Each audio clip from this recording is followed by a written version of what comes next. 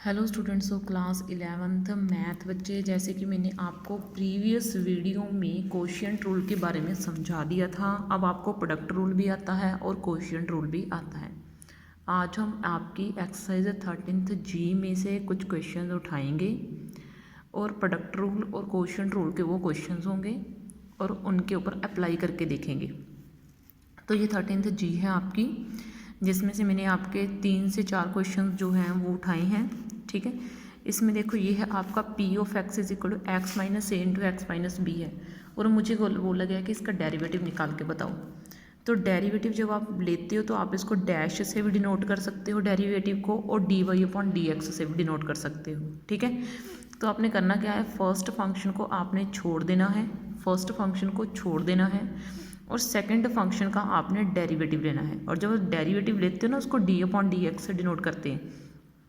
आप ऐसे दिखाओगे कि आप फंक्शन का डेरिवेटिव ले रहे हो। ठीक है, अभी मैंने लिया नहीं, मैंने शो करा है कि मैं इसका डेरिवेटिव लेने वाली हूँ। फिर प्लस एक्स माइनस बी को आपने छोड़ देना है, फिर आपने सेकंड फंक्शन का डेरिवेटिव लेना है। बात सीधी सी है, जिसका डेरिवेटिव आपने ले लिया आप वापस उसका डेरिवेटिव नहीं लोगे। फर्स्ट का डेरिवेटिव लिया, सेकंड का छोड़ा, प्लस सेकंड का डेरिवेटिव लिया, फर्स्ट का छोड़ा, ऐसे करना है आपने। ठीक है, फिर देखो आगे। तो अब देखो बेटा, अब मैंने क्या करा, एक्स माइनस ए को वैसे ही छोड़ दिया। ठीक है, जब मैं इसका डेरिवेटिव लूँगी, इस x का क्या बन जाएगा 1 और b का क्या बन जाएगा 0। तो 0 को तो शो करने की ज़रूरत ही नहीं है, तो मैं इसको नहीं शो कर रही। प्लस x माइनस बी जो है वो यहाँ पे, और यहाँ पे भी x का क्या बन जाना है 1, और a कांस्टेंट है और कांस्टेंट का डेरिवेटिव 0 होता है। ठीक है, जिसके साथ वेरिएबल नहीं ना होता वो कांस्टेंट माना जाता है, चाहे वो मैथ्स का है एलिमेंट, चाहे वो हो आपके कॉन्सोनेंट है, कोई बॉवल है, कुछ भी होगा, चाहे कोई अल्फ़ाबेट है। ठीक है, जिसके साथ वेरिएबल नहीं होगा वो आपको 0 होगा भाई। ठीक है, तो ये मेरा x माइनस ए बच गया, इधर से मेरा x माइनस बी बच गया। ठीक है, अब मैं इसको ज़रा सॉल्व करने वाली हूँ। x माइनस ए प्लस एक्स माइनस बी, तो ये क्या बन जाएगा, x एंड x मेरे 2x हो जाएंगे, माइनस ए माइनस बी हो जाएगा। तो यहाँ पे मेरा क्वेश्चन का आंसर आ जाएगा। ठीक है, तो अब देखो मैं एक क्वेश्चन के और ऊपर आपको प्रोडक्ट रूल अप्लाई करके बता रही हूँ ताकि आपकी प्रैक्टिस हो जाए ज़रा क्वेश्चंस की। और ये रही आपकी 13th जी एक्सरसाइज, आपने इसकी पूरी की जी भर के प्रैक्टिस कर लेनी है। यहाँ पर ढेरों क्वेश्चंस आपके पड़े हैं प्रोडक्ट रूल के और क्वोशिएंट रूल के, इसमें से ही मैंने बहुत डिफ़िकल्ट क्वेश्चन से जो हैं वो उठाए हैं। ठीक है, नेक्स्ट वीडियो में इसके ही कुछ और क्वेश्चन उठाऊँगी। ठीक है, आपकी एक्सरसाइज पूरी कंप्लीट ही करवा दूँगी मैं। तो देखो इसके बाद मैंने इसका डेरिवेटिव लिया एफ डैश, क्योंकि डेरिवेटिव को आप डैश से भी डिनोट कर सकते हो या फिर आप इसको वाई लेके d y upon d x से भी डिनोट कर सकते हो। ठीक है, तो देखो फर्स्ट फंक्शन छोड़ दिया, इसको वैसे ही छोड़ दिया, खाली जाने दिया। और सेकंड फंक्शन का मैं क्या ले रही हूँ भाई, डेरिवेटिव x3 + 2, ये मैंने डेरिवेटिव ले लिया। फिर प्लस करा, जिसका डेरिवेटिव आप ले चुके, x³ + 2 का मैं डेरिवेटिव ले चुकी ना, और जिसका आपने नहीं लिया उसका ले लो, और जिसका ले लिया उसका छोड़ दो। बात सीधी सी है। ठीक है, first function as it is second का डेरिवेटिव प्लस सेकंड फंक्शन का एज इट इज़ छोड़ दिया फर्स्ट का डेरिवेटिव। बात सीधी सी है, इतना सा काम है। ठीक है, तो आगे देखो x² माइनस 5x + 6। ध्यान से चीज़ों को समझो, ऐसा नहीं है कि मैं पढ़े जा रही हूँ और आपको समझ में नहीं आ रहा। पहले चीज़ों को आराम से समझो कि मैं कर रही हूँ। ठीक है, जैसे यहाँ पे है x की पावर 3 है, इसका डेरिवेटिव मैंने आपको लेना सिखाया हुआ है। कैसे लोगे भैया, आप 3 को नीचे उतार दीजिए और x की पावर में से 1 माइनस कर दीजिए। ठीक है, अब ये रहा 2, और 2 की क्या फीचर है, 2 की ये फीचर है कि इसके साथ कोई वेरिएबल नहीं है। अगर वेरिएबल साथ में ना तो क्या बन जाएगा भाई, ये तो ये को कांस्टेंट बन जाएगा। अगर कांस्टेंट हो तो इसका डेरिवेटिव आप क्या डाल दोगे, 0।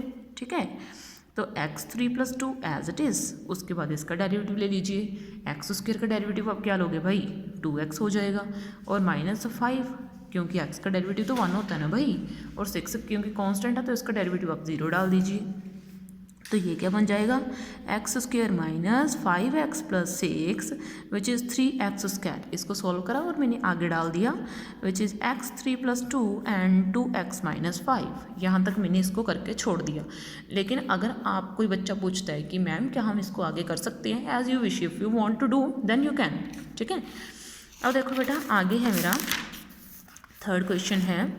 थर्ड क्वेश्चन मुझे बोला गया है f of x is equal to 1/x। पहले तो ये ध्यान दो कि ये फ्रैक्शन में है। अगर आपका कोई क्वेश्चन फ्रैक्शन में हो तो आपने कौन सा रूल अप्लाई करना है भाई, तो आपने कोशिएंट रूल अप्लाई कर देना है।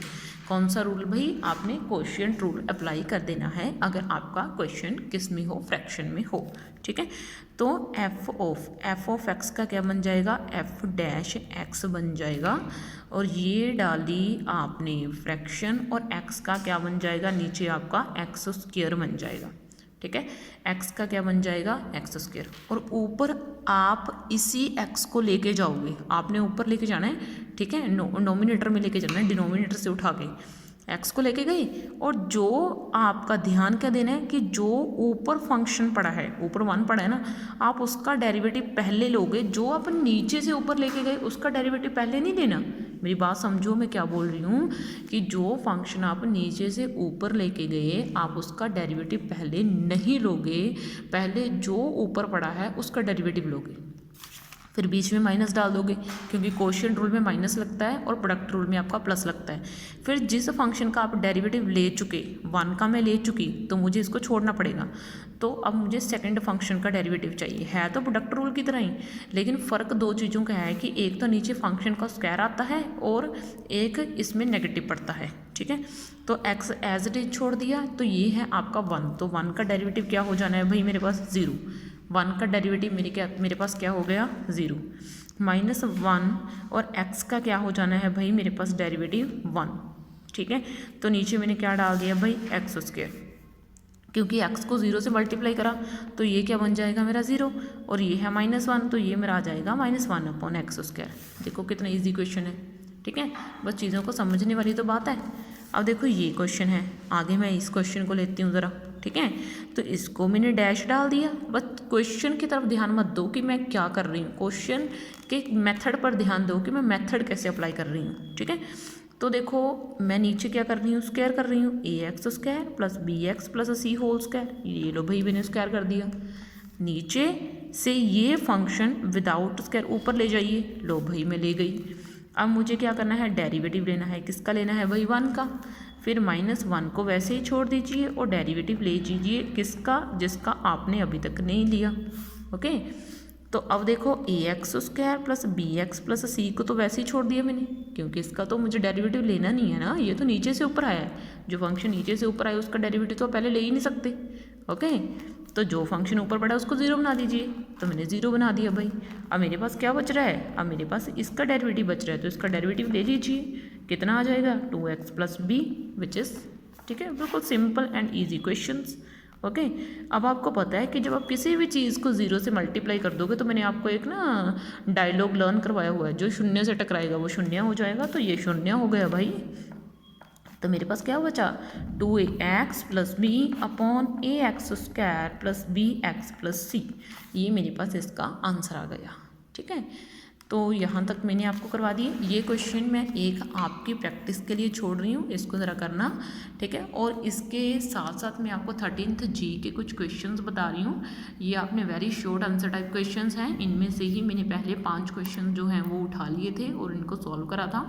ठीक है, बहुत ईजी क्वेश्चन हैं, इनको ट्राई करना बेटा। ठीक है, नेक्स्ट वीडियो में आपके इस पार्ट में से कुछ डिफ़िकल्ट से क्वेश्चन उठा दूँगी और इनको कर देंगे आप। ओके बेटा, थैंक यू।